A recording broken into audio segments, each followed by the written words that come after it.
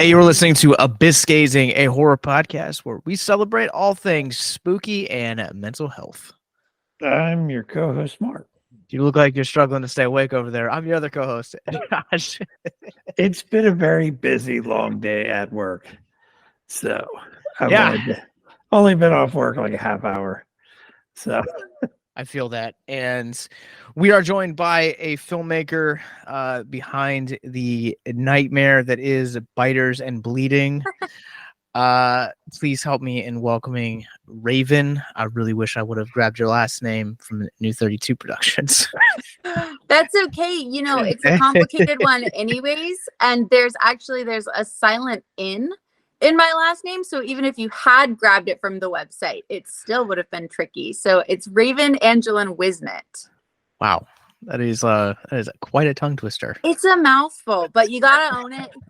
You just, when you're like a little kid, you hate it. And then you're an adult and you got to go, yeah, here I am, my full paragraph name. I mean, I grew up with the initials ma'am, so.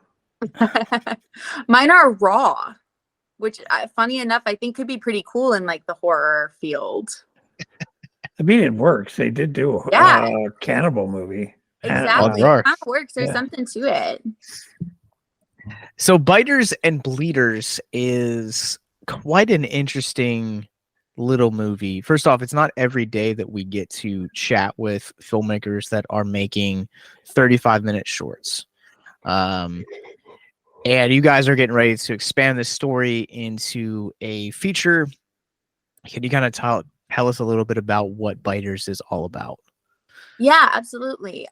So Biters and Bleeders is really a story about generational trauma. It follows Tad and Penelope, who are a young married couple. And they, for a while now, have been married and living on their own in the city and trying to do their own thing and put together their own life and form their own marriage. And then Tad's mother passes away. And when his mother passes away, he inherits his family's estate, which includes, you know, quite a bit of money, but also this very like huge old Southern Gothic manor. This really beautiful house. We got this amazing opportunity to film in. So they have to go back. They have to go back to their hometown, and they have mixed feelings about that. And they have very differing ideas and memories of what the town was like for them based on how they grew up. Tad comes from this very wealthy, affluent family. So he's like, oh, our sweet town where everyone was so nice to me and I was this like golden boy in the town. Penelope came from sort of a lower income side of the neighborhood, and so she's like, I thought this place was kind of terrible. People did not like me there. People did not respect me.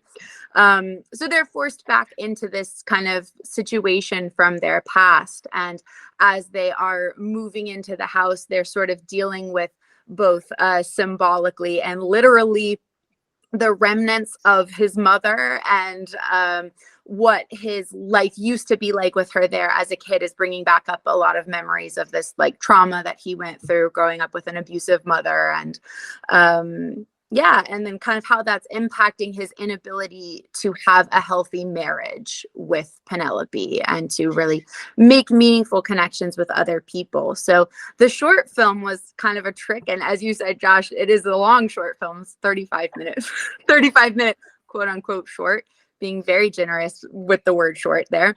But it's tricky because what we really wanted to cover is the idea of generational trauma and how abuse kind of can be passed down from generation to generation and how it's this kind of learned thing. So one of the reasons why we're really excited about the feature is it feels like, okay, now we finally get to expand upon that. In the short, we saw Tad and Penelope and how it impacts their marriage. In the feature, we're going to get to see a lot more of, you know, how did Tad get this from his mother? How did she get that from her mother and from her mother? And how has this kind of traveled all the way down? And how might it impact any children that Tad and Penelope have unless they really like do the work to sort of confront this trauma and confront this abuse and try to learn how to have healthier communication and better boundaries with each other. Could they then be the ones who also pass this along, you know? It is a vicious cycle. And one of the things that I think this film does really well is it also has this it's kind of I guess like awkward is probably like the best way to use to call it, but it has this like way of kind of being this like really uncomfortable imagery and like themes woven throughout it, but then there are these like small nuggets of comedy that just kind of come through. You talk about the process of creating something that's thematically heavy, visually borderline disturbing, and still managing to have that comedy in there. Yeah, well, first of all, thank you. So Charlie, who was my co-director for the project and also the writer of the short film, we've been writing the feature together, but she very much wrote the short. She and I have had a very long history of working together. We've done, all kinds of plays and films and all of that together since we were very, very small children. So continuing that into adulthood with her has been a literal dream come true. And I think she and I have always both had more of a love for comedy than horror. And we've a lot of our earlier scripts that we wrote were comedy. We're also working on a comedy right now. We've got a feature comedy that is about to be released called Bernard Gets Famous. And that is just a heavy, heavy comedy all the way. Nice. So she and I have always had that as just a part of our communication with each other. And I think that was something that when she was writing Biters and Bleeders was almost kind of hard to get rid of, having at least a couple of moments of levity here and there. But we've talked about the purpose that comedy can kind of serve in horror. And I think it's important because I think when you're watching things that are really intense, and particularly things that don't give you much of a break, and I think Biters and Bleeders doesn't really give you much breathing room anywhere. It's pretty intense all the way through. I think it's nice to have a couple of moments here and there where you can like let out a little bit of tension and a little bit of the awkwardness that you might be feeling. And Tad is kind of a scary character. So it's nice every now and then when he can say something that kind of actually is funny and you can have this moment of like, okay, yes, he is weird. It's not just me. Like, this is a weird guy. We're all on the same page about this. Yeah, I was watching it and the way it plays out and certain things happen and the use of weed off and on through the movie, I kept asking my wife, I wonder if this is like a laced weed trip.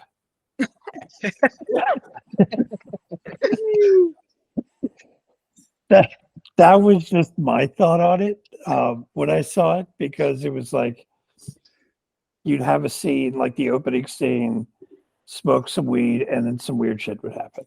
Yeah. And it's like, did they just get a bad batch of weed and that's what we're watching here? Yeah, the whole thing is just one bad batch. No, it's funny that you mentioned that though, Mark, because really we really wanted that kind of surreal quality. And we wanted Penelope smoking throughout the feature to really serve two purposes. One being to just show that she's just constantly in need of an escape. Like, she is unable to relax right now. She is unable to enjoy her life or her marriage. She's constantly smoking. But the other is to create this little bit of doubt about, is Penelope a reliable narrator? Is she seeing the bugs? Or like you're saying, is she just imagining this? Is this just some trip she's on? And so we did want to use that to create a little bit of doubt about, what exactly is her perspective here. Well, with that, I think if the bugs are now out of the bag, that this is a creature feature at its core that manages to also weave these really heavy themes of trauma and generational expectancy. And it's not every day that you get to see a creature feature like this, whereas I feel like a lot of the creature features that we've talked about in the past, or that I've had a chance to sit down with writers and directors and actors, they're always kind of played for like laughs, and it's always kind of more goofy, whereas this one is really heavy and it has those like little nuggets of there. So what were some of the challenges you guys faced in taking a typically like a more slapsticky like subgenre of horror and like making it serial in the vein of something like Godzilla -1? Yeah. Well, the biggest trick was always the bugs, right? Because the biggest difference between a comedy and a horror is like a well done effect, because it's so easy to just write that line where something is just ridiculous and the film loses all credibility. And so when Charlie brought me the script and she said, "Hey, it's got a ton of times where we see these gigantic monster bed bugs. And they are meant to be bed bugs. They're referred to as being bed bugs. They behave like bed bugs, but they're huge. They're giant." I'm losing my setup here. I was like, oh my gosh, I don't know that there's any way that we can do that and have it look real. So that was our main focus. Was we kind of thought so much of the credibility of this movie will ride on the success of those bugs. To that effect, we tried them a million different ways on set. Like, I'm not kidding you when I say every bug that you see in Biters and Bleeders was attempted about 5 times in different ways. Like, we had little robots that somebody made for us that actually were able to like be controlled and like move around. We had plastic bugs that someone made that all like looked the same, but they kind of did different things or were different sizes. We had a chocolate bug at one point for the part where the bugs are being eaten. We had, oh my gosh, just endless attempts at different bugs. And ultimately what looked the best was, animation. But we did try really hard for a practical attempt. But it's the legs that kind of sell it. It's the creepy, like wiggly legs that are really the scary part of the bug. From someone that has had bed bugs, I thought those were roaches, which they kind of look the same, and that this is kind of makes me give me like an entire new spin, and it's a lot creepier now. Yeah.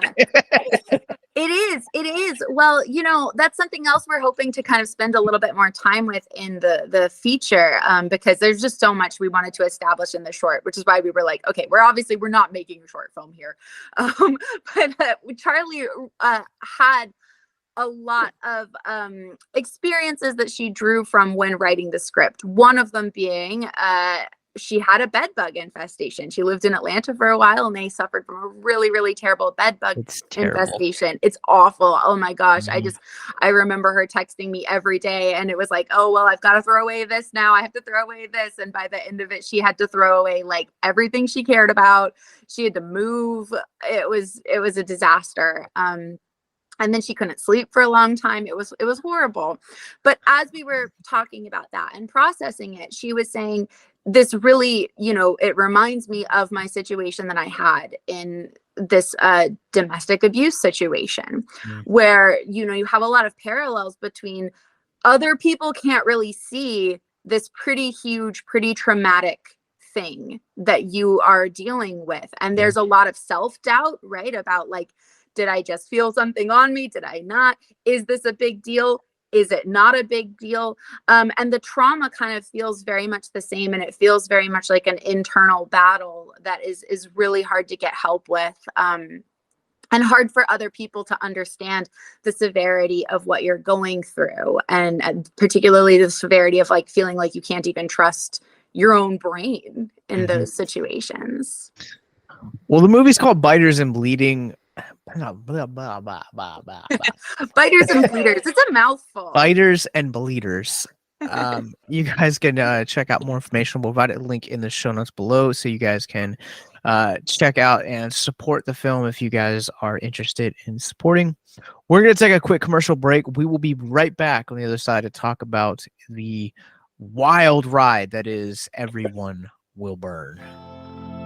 If you or someone you know is listening to this podcast right now and you're struggling with suicide, addiction, self-harm, or depression, we encourage you guys to please reach out. This is the heartbeat of why we do what we do. Suicide is currently the 10th leading cause of death in the United States, and as of this recording, there are 132 suicides that take place each and every day on American soil. And when you scale back internationally, there are 800,000 successful suicides. That is one death roughly every 40 seconds. So if you or someone you know is struggling, you guys can go to victimsandvillains.net/hope. That resource is going to be right in the description wherever you guys are currently listening or streaming this.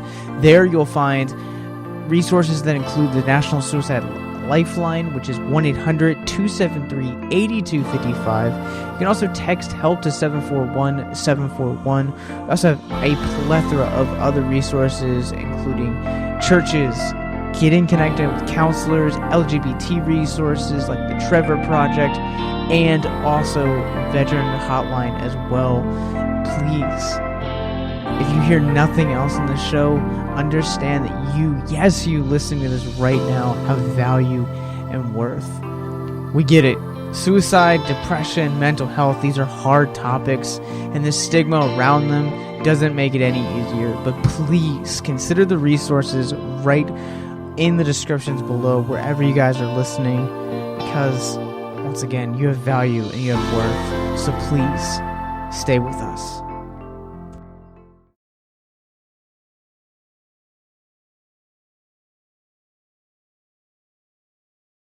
Welcome back to Abyss Gazing.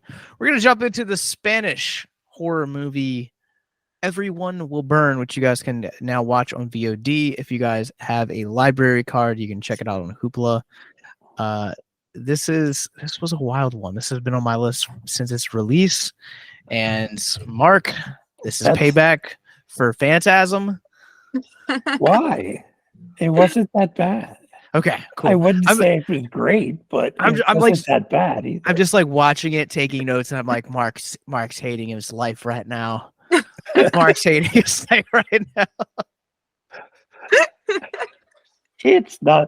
We have a bad habit of picking movies that the other one ends up like not liking. And do you trade off picking? Yes. Yeah. Most times. And it's not intentional either. It's just that's how it works. Yeah. Do you just have different things that you like in movies? That's a great question. At this point in almost 100 episodes, I am the analytical one.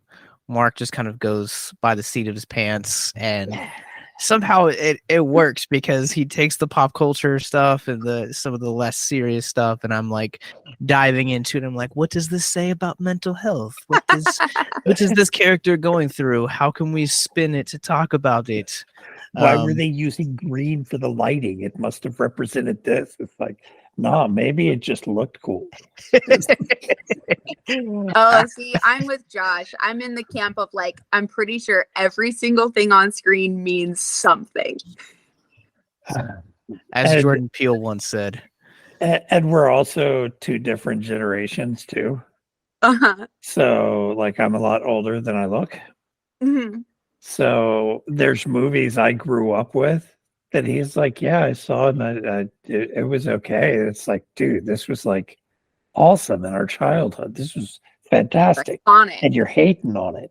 Like Legend and the Monster Squad and stuff. He's like, it was okay. Yeah, it kind of sucked, but this was cool. I was like, dude, what the hell?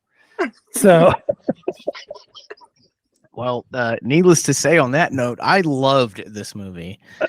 So we'll jump into it. The basic like brief synopsis is this is a movie most people haven't heard of. This was I actually came across this movie. I think it was on the top 10 like hidden gems list that Bloody Disgusting put out last year. And so this movie tells the story of a woman who essentially befriends a child, and that child just happens to essentially be fulfilling a prophecy that will, in a small town, that is going to bring about the end of the world.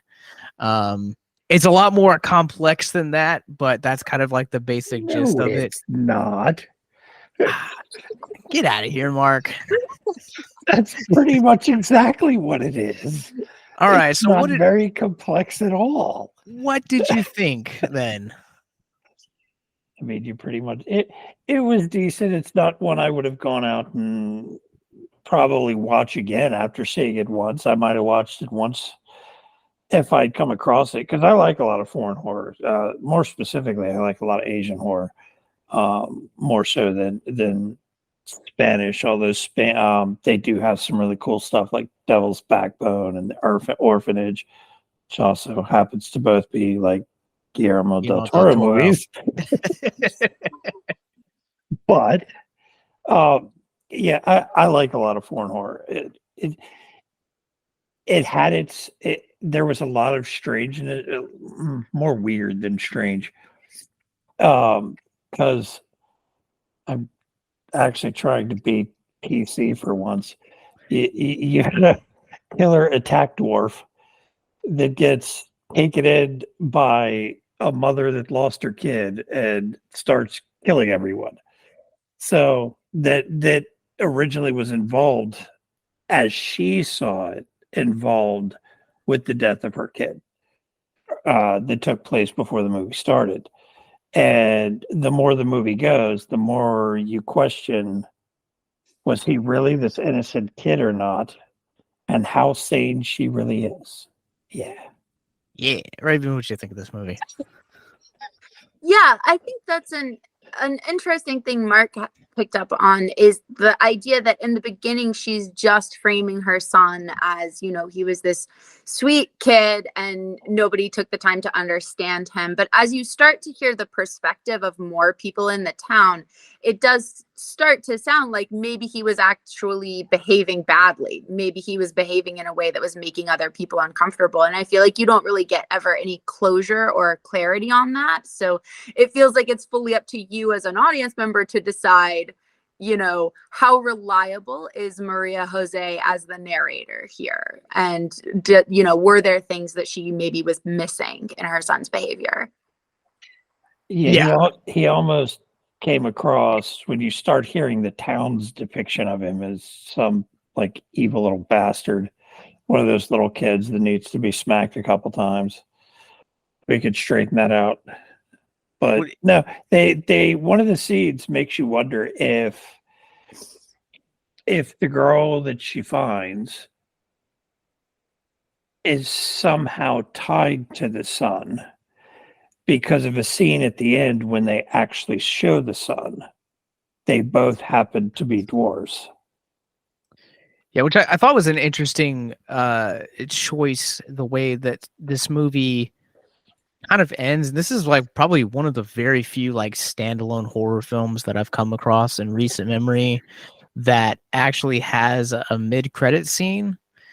And oh crap, that's right. You said there was a credit scene, didn't you? I did. Did you not watch forgot. it? Yeah, I was just about to say too, it's kind of crazy that they put so much of the story in the mid-credit scene.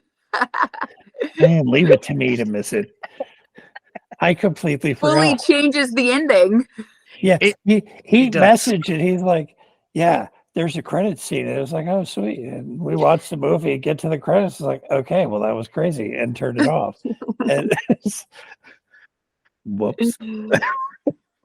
One of the things that I think this is so fascinating about this movie, and another Spanish release that we got last year, which I would love to cover at some point this year, is When Evil Lurks.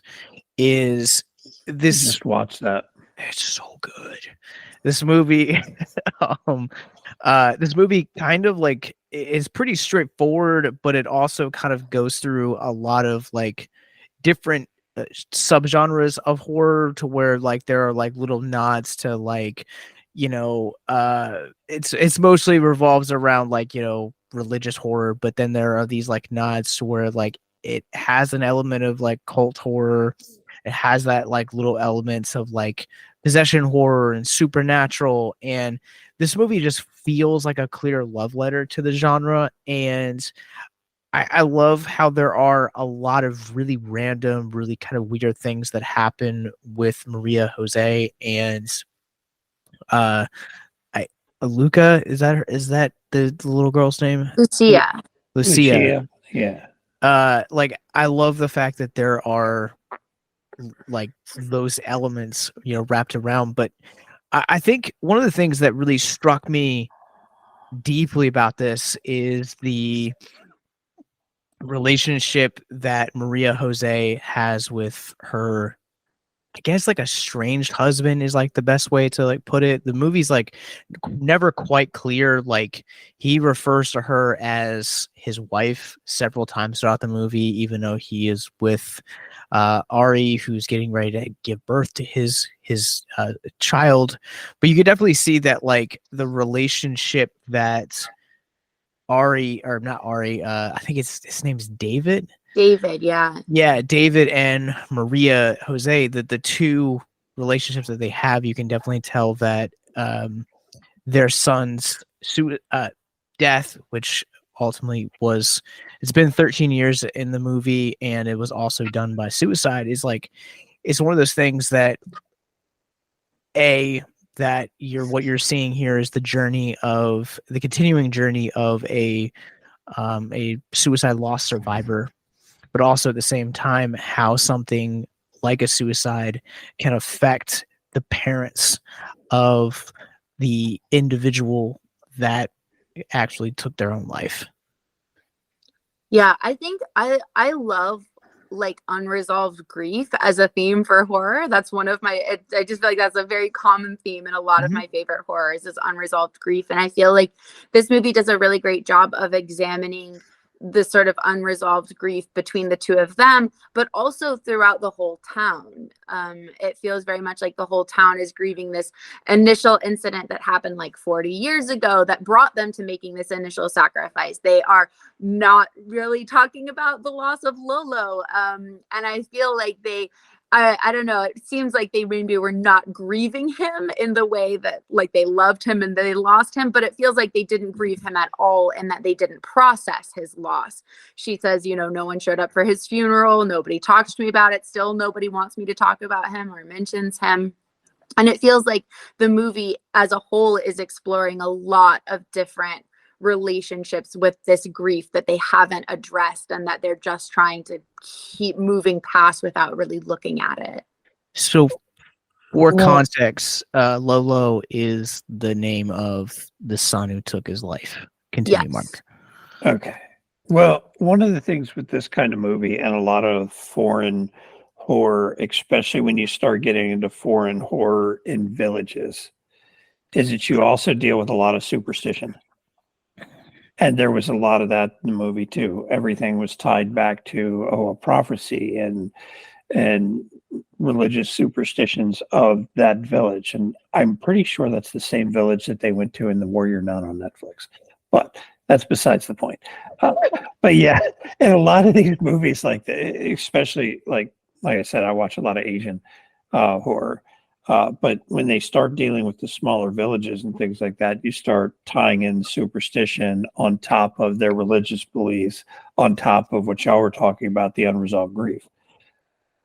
I want to go back to something that Raven just said about, and Mark, what you talked about too, with the unresolved grief. And it's really interesting to see how, the thing that I really appreciate most about this movie is how something like suicide, how everyone reacts to it, to where David in some breath is kind of, he's kind of over it, and he's kind of made his peace with it. He's not coming, Lolo's not coming back.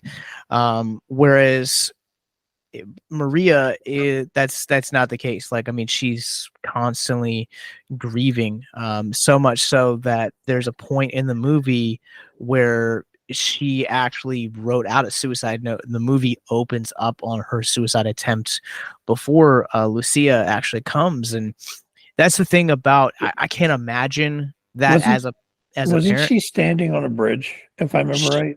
She was. So crazy. She's getting ready to jump off, though. Crazy story time. I used to deliver parts for a parts company back in Hampton Roads, and I had to go through all 7 cities. And one of the days I went to go from Norfolk, I think it was Norfolk, to out towards Hampton and Newport News. And there's what's called the high-rise bridge out there. Traffic backed up in both ways to find out that the cops had one lane blocked where a lady was standing on the rail threatening to jump.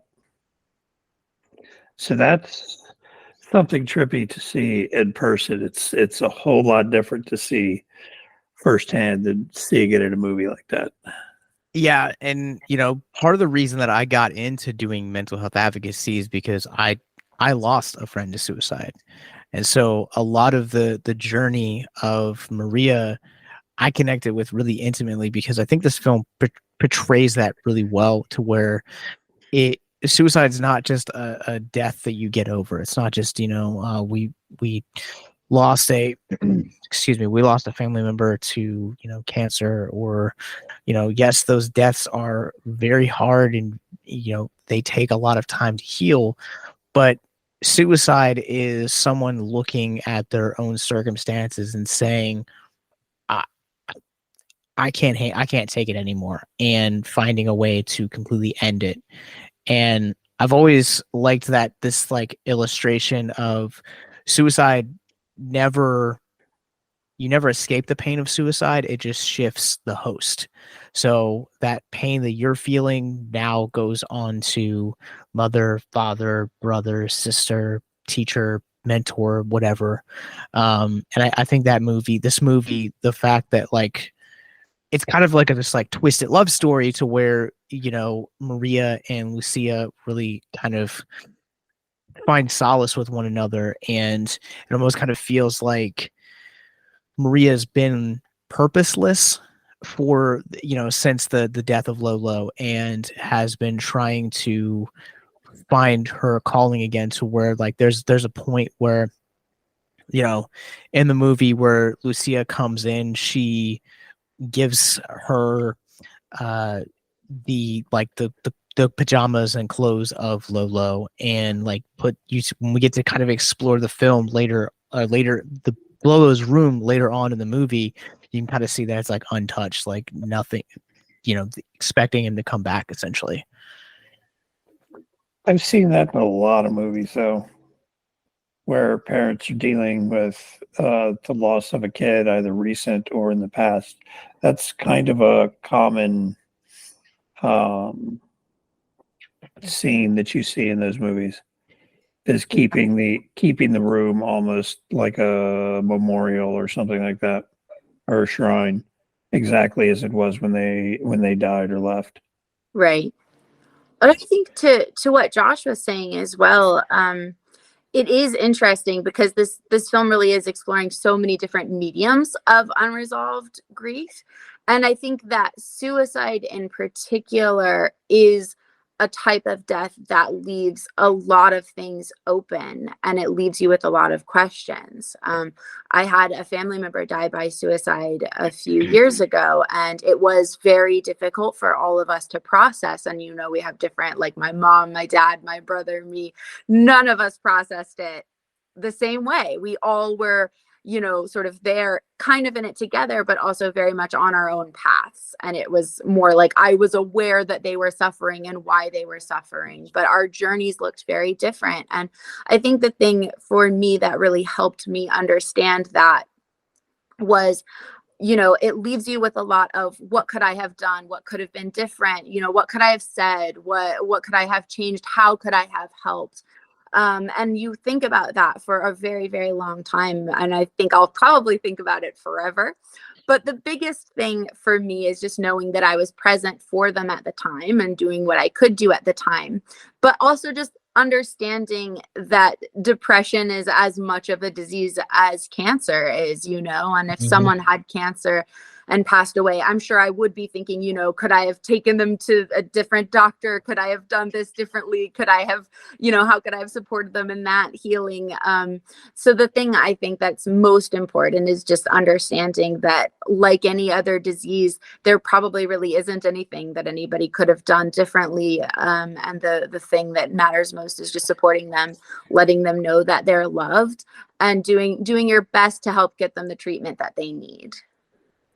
Yeah, I want to just echo a kind of coming off of that. Like it is, that survivor's guilt that you're talking about is something that, I mean, it takes years to, and we see that it's been 13 years for Maria and David, and David's, he's moved on, he's found a new partner, he's getting ready to be a father again, and that's one of those things that is really difficult to kind of come to peace with. And I don't want to belittle other people's deaths and stuff like that. Like I've lost a lot of family members over the years to cancer and epilepsy and a few other diseases. And I don't, for me, I speak for me personally, like nothing kind of left me as heavily as my friend's suicide, and I say that because of those questions of like the years that Yeah. it took to you replay every conversation, you replay every instance, and it just seems like you have that echo to the point in this movie Right. where you just kind of get to see how Maria's been, and Lucia, as twisted as she may be, really kind of provided this beginning of this proper grief journey for Maria Jose. How would you guys like to help us get mental health resources into schools, conventions, and other events? Well, now you can. Simply go to patreon.com/victims and villains for as little as $1 a month. You guys can help us get mental health resources into current and upcoming generations, educate and break down stigma surrounding mental health, suicide, and depression. And you get exclusive content that you can't get anywhere else. And you guys can tell us which Nicolas Cage movie you want us to cover, and we'll do it. All it takes to get started is to go to patreon.com/victims and villains, or simply click the link in the episode description wherever you guys are currently listening or streaming this episode. Pick your tier and get started today. Yes, it's that simple. So quickly select the tier that you want and help us get hope into the hands of the depressed and the suicidal today.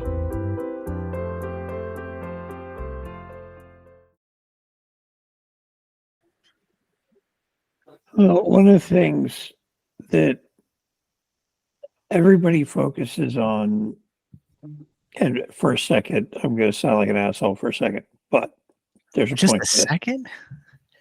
True. Everybody focuses on why they do it, why this, why that, but you don't hear as much of the trauma that it causes the people left behind. Yeah. You always hear the questions of why they did it. So the third Saturday in November every year since 1999 has been deemed a national holiday, and it's called International Suicide Loss Survivor Day. And I went to my first, it's been 14 years as of this episode. It'll be 14 years since Adam left us, and I thought that I had healed. I had gone the last year having started going to therapy and attending the celebration, or kind of festivities, I guess I should say, for International Suicide Survivor Lost Day. It's like I felt a lot of pain and a lot of heaviness in the last year over this thing that I thought that I had done. And suicide loss survivor is a very real thing. It's a very real healing journey. And one of the things that I think that, as Raven said, and as you said, Mark, too, is that like we get to see that firsthand in this movie, but also at the same time that it's something that not a lot of people talk about. One of the films that we screened last year at Horrific Hope and this past weekend at Winter Horrorland is a movie from Stray Productions called Hold Me Till the End. And the movie is this time travel sci-fi piece that explores this this lady and her partner, her girlfriend.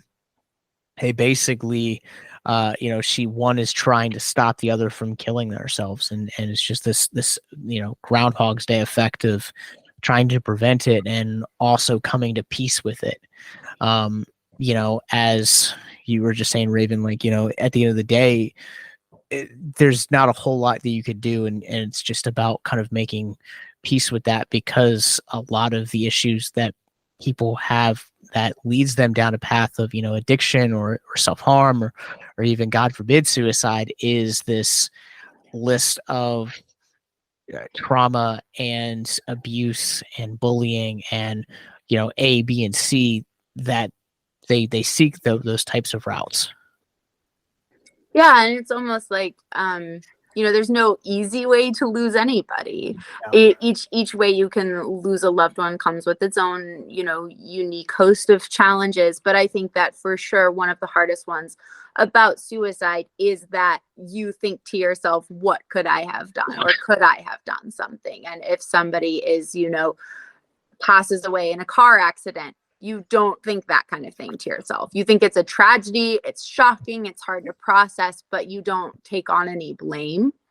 And I think that the thing about suicide is that we so want to protect the people that are around us. And if you love someone, you feel a sense of responsibility for them. You want to take care of them, you want to help them. And I know that when I have had friends who have been suffering with depression or anything, really, all I can think about in my head is, what can I do? How can I fix it? How can I make it better? But I think that can be then a responsibility that we put on ourselves when things go wrong as well. And you think to yourself, I should have done something differently. When in reality, it's just a really vicious disease. Yeah, and there's a lot that you may not have been able to do, even though you kind of think, what could I have done to fix it? Right. Yeah, there's no magic words that fix depression. There's no magic thing anyone can say or do that just makes someone feel okay. I think there are things you can say that can help people feel comforted or help them feel hopeful, but really people who are struggling with that type of thing just need medical care, You need more serious help than a friend talking to you can provide. Yeah, and first off, I just want to say that if you are going through that, in the show notes below, you guys will find a link to our mental health resource library, where is a plethora of options, ranging from hotlines to education as well. But two, the thing that I found in my own journey with depression, and that I've also seen with people that are suicide loss survivors, is how easy it is for them to mask, because depression has this way of manipulating your brain to say that no one will ever understand the journey that you're going through. And two, a lot of the people that I know that are no longer with us because they've chosen suicide were some of the most positive people and knew how to say the right things and smile and when to smile and everything in between. So that way, when they did eventually end up taking their life, it felt you're just blindsided by it. Yeah, because a lot of the happiest people that you end up hearing about committing suicide, you'd hear the people around was like, we never knew anything happened. They were always smiling and happy. Yeah. I also want to talk about the way that, kind of getting away from Maria's journey. I want to talk about the town that surrounds these characters, because I think this film captures really well that small town mentality where everyone knows everyone's business, but also at the same time, I thought that it was really effective here with the paranoia and the prophecy elements as well. What did you guys think? Yeah, I think that kind of played into what I was talking about with the superstition aspects of some of the small towns like that. That's kind of how I saw it. I'm also too kind of curious, because it's kind of also there's a quote that one of the I think it was Maria that said it, but so she comments on Lolo at one point and says, he was difficult, but he was mine. And you kind of come to find out that this entire ordeal of Lolo no longer being here, and also befriending and going after Lucia has kind of ostracized her from the rest of the town, and to the point where it literally becomes a lynch mob at the end. And I think this movie, it was captured that really well in terms of just that intensity. I felt like it kind of almost felt like had it's the, I guess, gas chamber effect. I probably mispronounced that. But yeah, I thought that it felt very small and very intimate to tell kind of this story, and really heightened a lot of the intensity. Kind of took on a Frankenstein feel at the end. Grab your pitchforks and torches kind of thing. Yeah, because I guess like the prophecy was that like basically captured like Lucia as like the Antichrist. Is that the kind of thing that you guys took away from it? Yeah, and that the whole town is sort of, again, they're dealing with this unresolved trauma of the first time around when they made this sacrifice and all the bad things that have happened in the town. And so it's almost like they are primed to believe that this is a certain thing that's happening. And instead of taking any time to sort of talk to Lucia, understand Maria Jose, have any type of conversation about it, they just go, I recognize this, it's happening again. And they're sort of primed to put this narrative on the situation. I was disappointed there weren't more spontaneous combustions. I know, they really came out of the gate. Oh Yeah, my God, with that first, I saw that shot in the trailer and I thought, okay, that's a climactic scene. And then it happened in the first like 4 minutes of the film. And I wrote down, I was making notes and I wrote down like, what a high octane opening. They really went for it. It's called what? Everyone will burn or whatever. And there was only like one or two spontaneous combustions in the whole movie. Yeah. Come on now. Well, I would have appreciated more literal fire, but my interpretation was that like the whole town was going to go to hell. Yeah, it's kind of like, Mark, I know you didn't see it, but like that was kind of like the takeaway that I had with like the final scene in the movie, is that like she made the decision to side with Lucia, and so now she goes to hell. Yeah. And then that the post credit scene just kind of is like very ambiguous, and it kind of flips that interpretation on its head. But yeah, this movie just comes out guns a-blazing, and then it takes its time to really tell the story of these characters and really kind of allow that intimacy to kind of come through. But some of the violence in this movie is just wild. I thought they were really smart about how they achieved a lot of the violence and a lot of the effects. I think it was really, they had a lot of very ambitious practical effects, but they were really strategic about how they were done. So the producer brain in me was really applauding a lot of the way they went about those and showing them in a strategic way. You look confused now. Now I was waiting to see if you wanted to answer anything. All right. Couldn't tell if you were confused or having a brain freeze or what was going on. All of the above. Yeah. I think this movie, the practical effects side of it is really well done.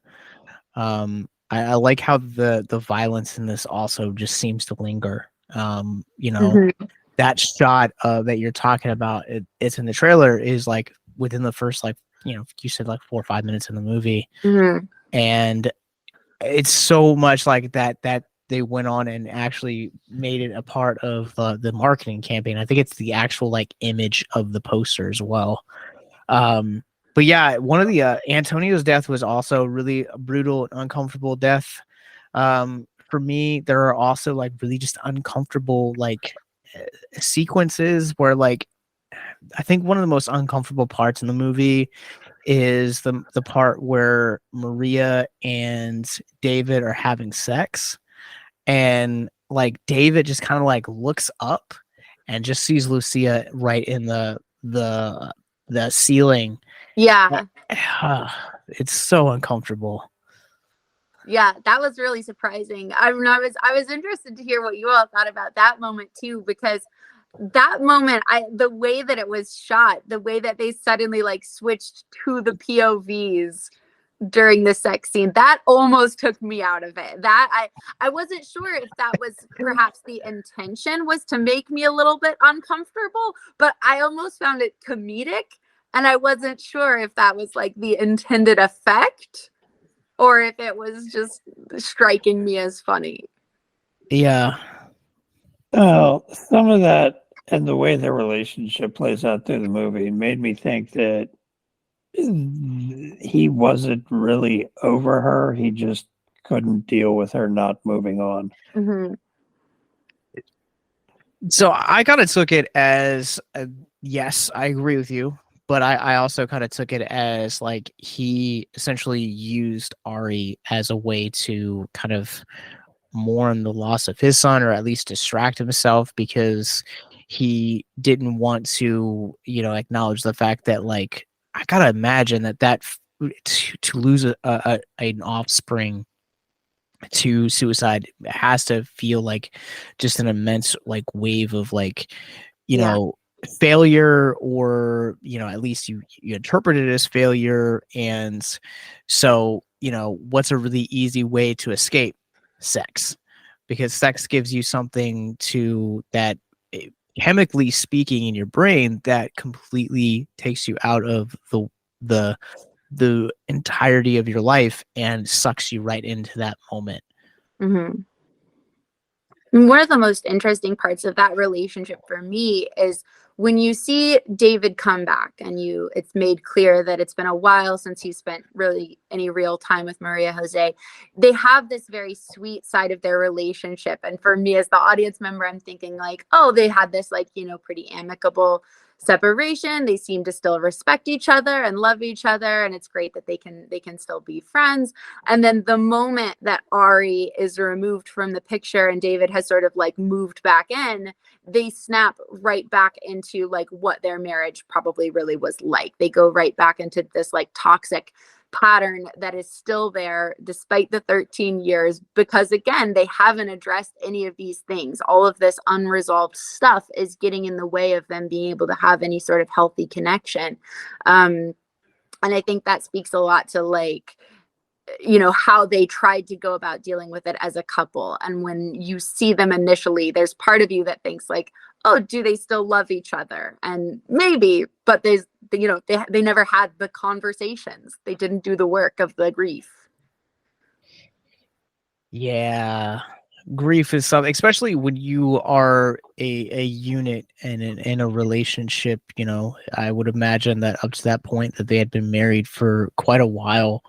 But when people are trauma bonded, the thing that is going to really help them kind of get over that and get through that trauma is to go through that grieving process together, going through the reconciliation process together. And again, as we've talked about, you can see that there are two completely different responses, to where Maria Jose has kind of just camped out in the nostalgia of that grief, whereas David has tried to go and move on and distract himself, but really just kind of bottled it up. Sounds like more of a statement. Not sure how to respond to that. It's just an observation, my guy. Well, it's interesting because I feel like it's a film, and I think we're seeing a lot more of these where no one's really correct. No one's really dealing with the situation in the way that they should be. Nobody's really like the good guy. I feel like that's kind of a simple framework to put on things, but you couldn't really find a good guy in this movie. It's all kind of complicated people trying to deal with this, but failing in their own individual way. I think also too, like, location might matter as well.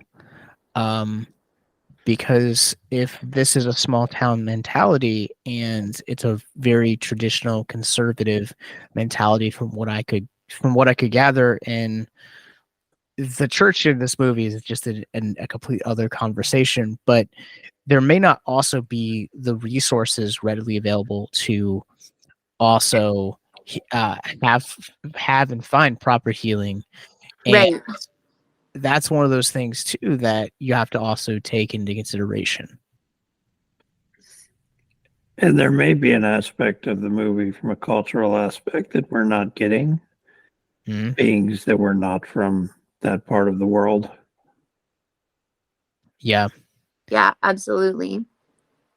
I think also too, like real quick, one of the things that I find really fascinating in particular with this is also and how the church is portrayed in this is we have this, don't ask, don't tell. And as a believer, I think this is completely accurate because there are topics that you don't talk about: demons, hell, mental health, and suicide. Like those are like four of a few like hot button topics that we don't address and we don't talk or don't properly navigate in the church. And I think this movie captured that really well. Yeah, and you have some church aspects or however you want to look at it that kind of ignore some of the science behind these things. Like I've seen people in religion talk about addiction or depression. Oh, a demon done got a hold of you, and don't seem to understand the actual workings behind it. Which is crazy for me to consider because like much like the church and the pastors that like don't want to acknowledge the fact that they made a mistake in 1980 with this series of events originated, is and you see this a lot more in like also like modern day like exorcism movies as well, is that the church doesn't believe in demons, or at least they try to not believe, at least Catholic Catholicism. Well, some of that goes back to the fact you had a handful of supposed exorcisms that went bad and the people died to find out they were like epileptic. Mm-hmm. And they died from lack of treatment or injuries sustained during treatment or during lack of treatment. Things like that. The famous one is was it Possession of Emily Rose? Yep. That's the most famous one. That was based on a case, I think, out of Germany or Austria. Mm-hmm. And I think, was it the 50s or something like that? I think 50s or 60s, but yeah. Yeah. But she ended up dying from like starvation, malnutrition, and I think injuries caused from the untreated epilepsy during that's heartbreaking. Oh my gosh, I've never heard of that. Yeah, that's what it's based on, a real case. That's And devastating. the priest and I think the family all ended up in court over it, charged with various things. But once that happens a couple times, you kind of have to go to the far other extreme to kind of protect yourself, or to protect the church in this case. One of the things that I thought was really fascinating about Maria's character when we first meet her is the fact that she literally had an entire wall dedicated to nothing but crucifixes. And, when Lucia first gets there, she's like, oh, she's kind of confused by it. She's like, yeah, she's like, they're my ex-husbands and blah, blah, blah. And then like the more she gets into it and the more the two of them become bonding, the less religious iconography you gotta see. And it's, I kind of took that as like, if you don't, believe in if you don't believe in something positive, then, you're gonna go down a darker road, which may or may not have been the Antichrist birth for her. We don't know. Well, I think that is going to do it for us on this episode of Abyss Gazing. Raven, where can people find you online and find out what you guys are doing? Yeah. So we are on Instagram. We are at New 32 Indie Films. And then we also run a website called new32productions.com. And we try to provide a lot of resources for indie filmmakers who need help. So we have a lot of tools to help people make their films. We have a lot of tools for people who are editing, for people who are filming, producing, writing, whatever you need. And our goal is to try to keep those accessible and make them available. I know film school is expensive. Making a movie is expensive, and that is sort of the point of our company, is how can we kind of navigate some of these challenges, because if you love filmmaking, it doesn't really feel optional. So how can we help make that more possible? Yeah. All right, Mark, where can we find you online? Not doing very much at the moment. So I'm hoping to finish up this project. I think I posted some pictures working on the project I'm working on recently, titanium juggernaut painting on Instagram. Well, I'm not like the cool kids on here. I don't do Instagram. You guys did. can. I did. I don't anymore. But you guys can find me. I'm on Letterbox at Captain Nostalgia. You guys can follow us wherever you guys get your podcasts from. Just look up Abyss Gazing. And then you guys can follow our parent company, Victims and Villains. We're on Facebook, Instagram, Twitch, Twitter, YouTube, and wherever you guys get your podcasts from. All of that you guys can find in the show notes below. Until next time, remember, the longer you gaze into the abyss, the more the abyss gazes back into you.